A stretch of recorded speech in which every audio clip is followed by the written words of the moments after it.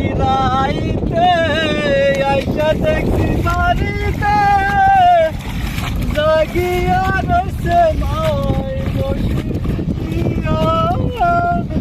মাতরের শালা মাতরে এই বাস্তারে বাস্তারে ওই বাস্তা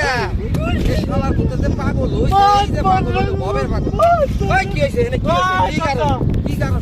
এইটা চাচা ইটা গাইরা তুই কি করবি এইটা চাচা হ্যাঁ এইটা এটা কি করতাছ এইটা মাপ করা মাগতেছে চাচা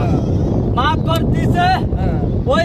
ওই মাতবরের মাথার কোনো বুদ্ধি নাই হ্যাঁ আমাকে সরল সোজা পাইয়া হ্যাঁ এই ইটেটা